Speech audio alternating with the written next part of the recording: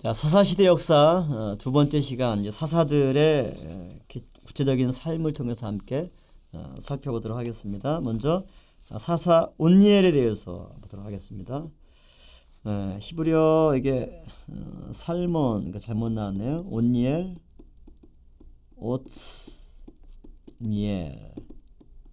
그래서 엘은 이제 엘로힘의 약자 하나님이 되겠고요. 오츠 힘 또는 전진 그런 뜻이죠. 그래서 온니엘 히브리어 발음은 오트니엘 뜻이죠. 그래서 하나님은 힘이시다. 또 하나님은 전진하신다. 이런 뜻이 바로 사사 온니엘이 되겠습니다. 그래서 온니엘 12명의 사사 가운데 최초의 사사가 바로 온니엘이 되겠죠.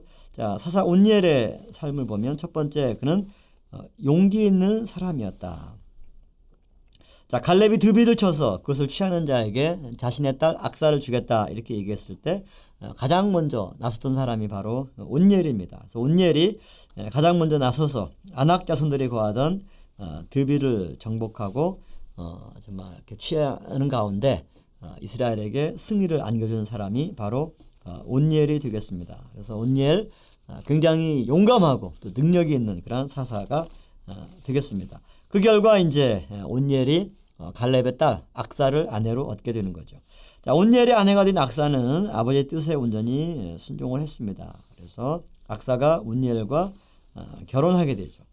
그리고 남방으로 가라 이런 명령에도 딸 악사가 순종을 해서 갈렙의 딸 악사가 이제 온니엘과 결혼해서 남방으로 내려가게 됩니다. 이때 악사가 이제 아버지 갈렙에게 말을 해서 샘물을 주십시오 이렇게 얘기하는 가운데 윗샘과 아랫샘을 얻는 그런 축복도 온니엘이 그 현명한 아내로 인해서 얻게 되는 거죠.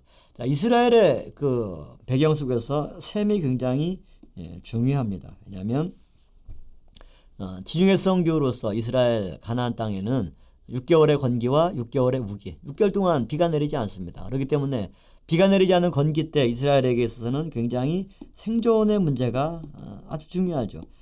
생존의 문제를 해결할 수 있는 것이 바로 뭡니까? 샘물이죠.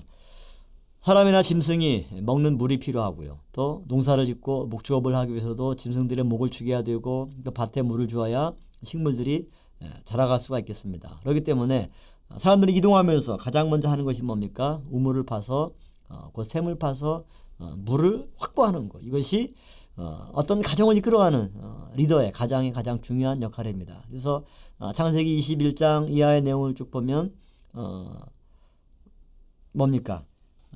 가뭄을 만났을 때 아버지 아브라함 때도 우물을 팠던 증거를 창세기 26장 1절 내용 보면 알 수가 있고 그 다음에 이삭 때 와서도 우물을 파는 그런 내용들이 굉장히 많이 등장을 합니다.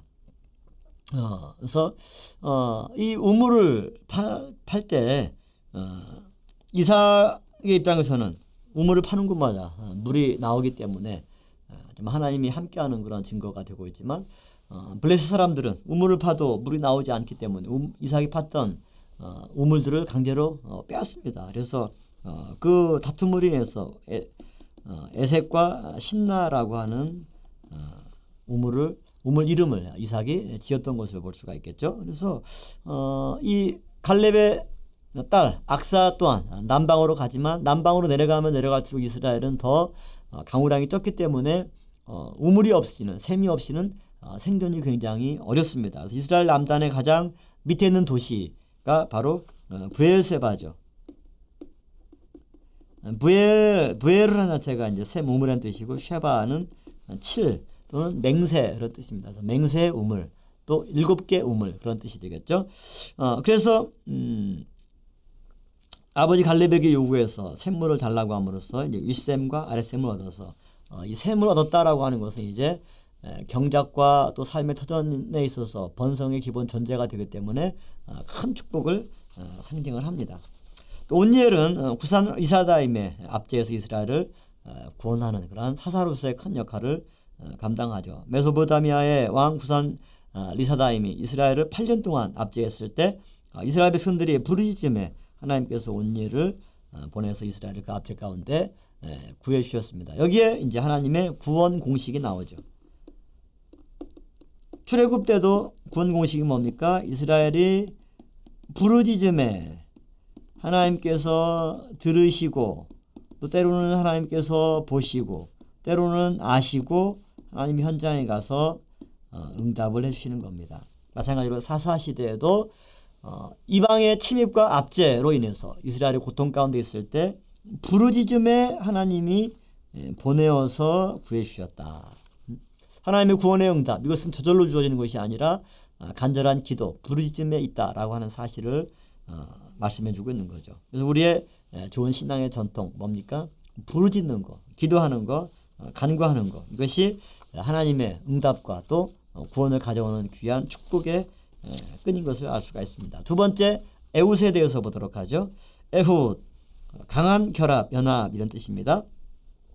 자, 에훗은 약점을 가졌지만 하나님께 쓰임받았다. 아까 서론 부분에 사사들의 특징이 공통적으로 에훗 한 사람뿐만 아니라 대부분 많은 약점을 가진 사람입니다. 대표적으로 에훗은 신체적인 약점을 가진 사람이죠. 자, 에훗은 오른손이 제구시를 못하는 사람이었습니다. 그래서 왼손잡이입니다. 그래서 학자들에 따라서는 에훗을 조막손이다. 오른손이 이제 조막손이어서 제대로 이렇게 제 기능을 발휘하지 못하는 그런 장애를 가진 사람입니다. 그렇기 때문에 불가피하게 왼손을 쓸 수밖에 없었습니다. 하나님은 오른손이 정상인 수많은 사람들 대신에 오히려 그 손을 제대로 쓰지 못하는 에훗을 사용하셨다. 그랬을 때 우리는 사도 바울의 지혜처럼 사람이 아무리 지혜롭고 뛰어나다 할지라도 하나님의 미련한 것을 절대 이기지 못합니다. 하나님은 아무리 사람이 많은 약점을 가졌다 할지라도 그것이 하나님에게 전혀 문제가 되지 않습니다. 하나님은 때로는 돌들로 소리치게 하시고 마른 막대기로 생명의 증거를 보여주시고, 이처럼 하나님이 함께하고자 하신다면, 하나님이 쓰시고자 한다면 그것은 사람이건 짐승이건 하찮은 미물이건 그건 가리지 않고 하나님의 뜻을 위해서 선하게 소용됨을 볼 수가 있습니다. 그렇기 때문에 중요한 것은 내가 무엇을 가졌는가, 내가 어떠한 재능을 가졌는가, 이것이 중요한 것이 아니라 하나님이 나와 함께 하시는가, 하나님이 내 편이신가, 이것이 훨씬 더 중요한 사실입니다. 내가 미천하고 배우지 못하고 저런 많은 장애가 있고 나약한 존재이지만, 그러나 그것이 하등 문제가 되지 않는 것은 무엇입니까? 하나님이 나와 함께 하시면 그 하나님께서 마른 막대기 같은 나를 들어서 쓰시는구나. 에훗과 같은 장애인을 통해서, 신체적인 결함이 있는 사람을 통해서 또 하나님의 큰 일을 이루시는구나. 이 사실을 우리가 깨닫게 되는 것입니다. 하나님께서 모압을 강성케 하사 이스라엘을 대적해 하셨습니다. 이 침략 전쟁 가운데 하나님은 누구를 쓰셨느냐? 바로 에훗을 들어섰다라고 하는 겁니다. 그래서 에훗은 모압 왕 에글론을 죽이고 이스라엘을 구원하게 되었습니다. 이 과정 속에서 에훗의 핸디캡이 사실은 아주 중요한 장점으로 쓰이게 되었던 것입니다. 에훗이 칼을 오른쪽에 차서 숨겨서 들어갔습니다. 만약에 오른손잡이라면 칼을 어느 쪽에서 사냐면 왼쪽에 써서 이렇게 꺼내어서 칼을 쓰겠죠.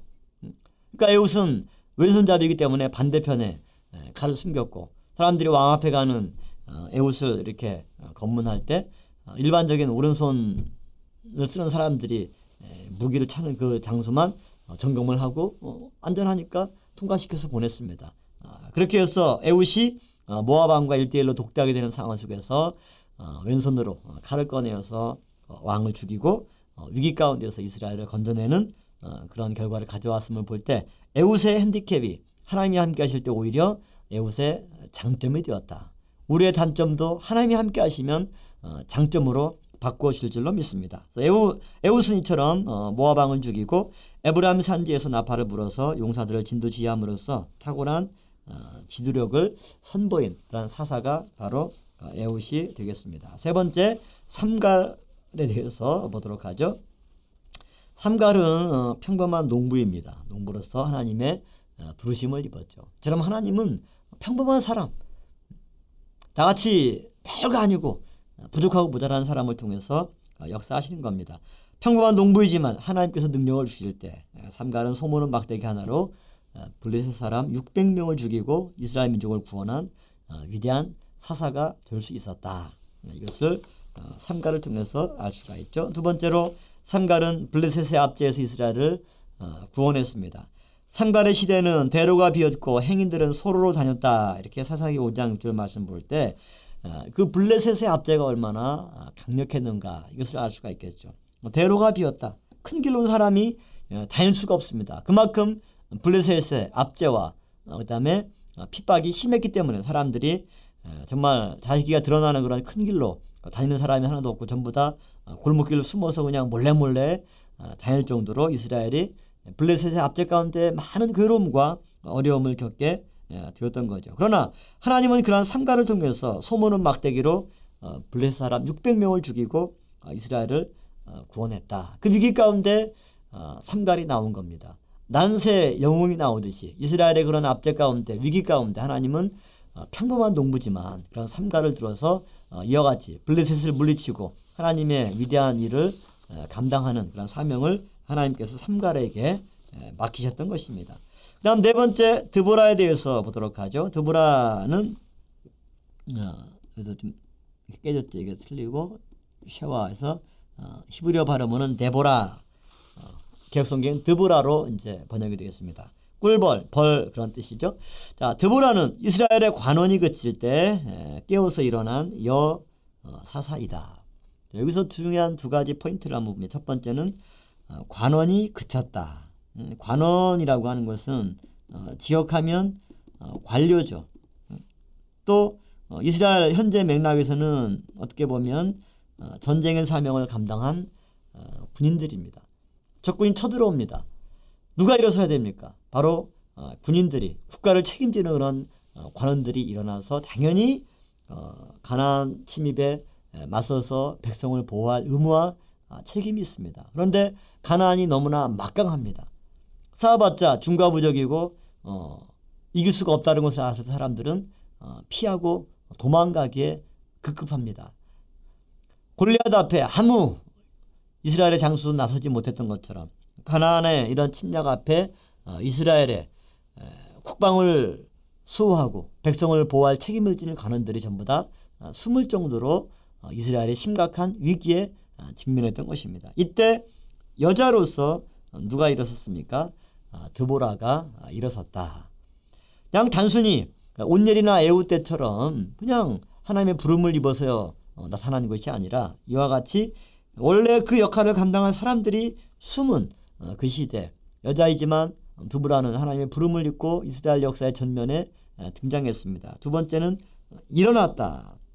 이것은 분연히 떨치고 일어서는 것을 얘기합니다.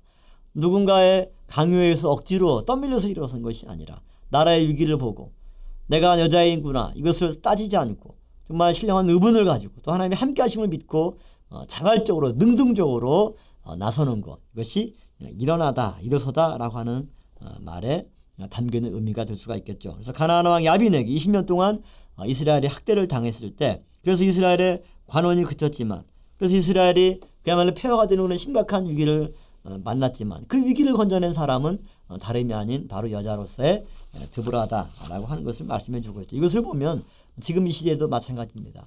남자 여자 할 것 없이 또 내가 이 일을 맡은 사람이다. 이 일은 나와 상관이 없다. 그걸 떠나서 나라가 위기에 처했을 때 분명히 떨치고 그래서는 이런 드보라 같은 한 사람 한 사람의 믿음의 인물을 통해서 하나님은 이 나라를 지켜주시고 하나님의 뜻을 이어가신다라고 하는 것을 볼 수가 있겠죠.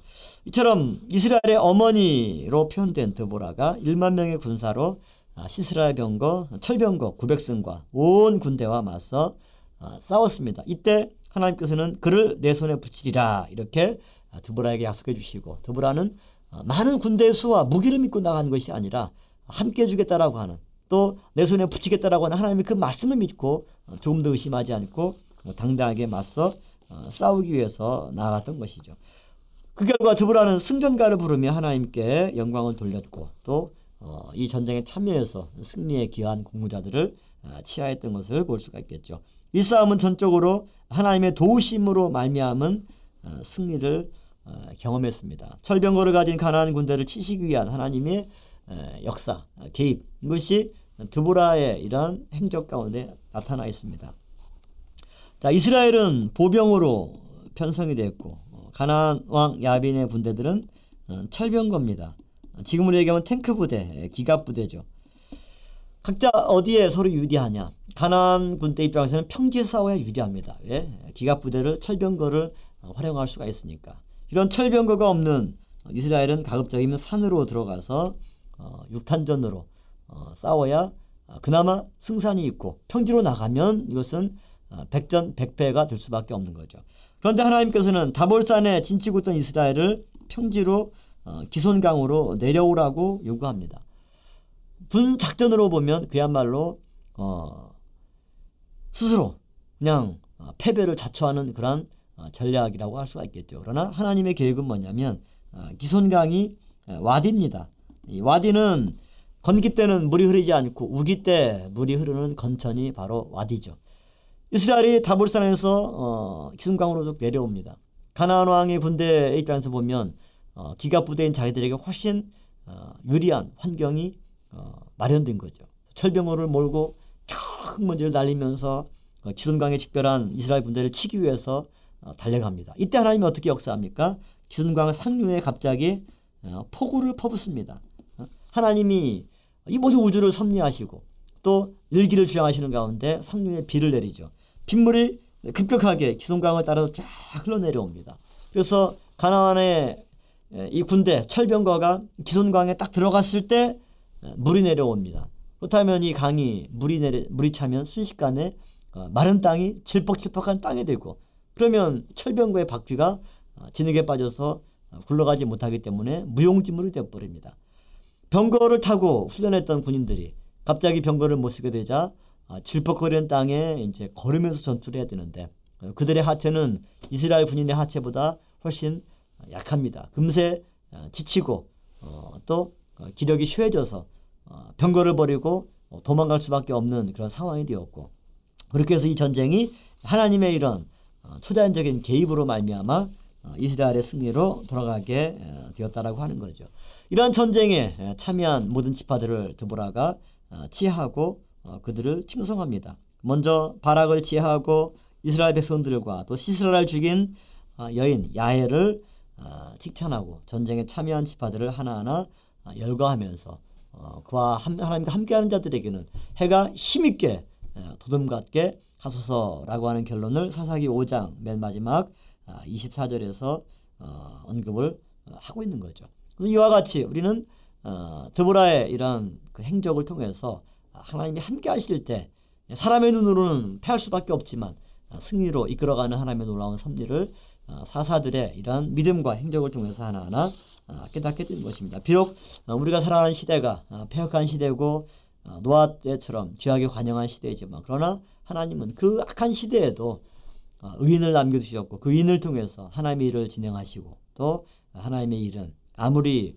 많은 방해와 객관적인 어려움이 있다 할지라도 반드시 승리한다라고 하는 귀한 교훈을 이런 사사들을 통해서 깨닫게 됩니다.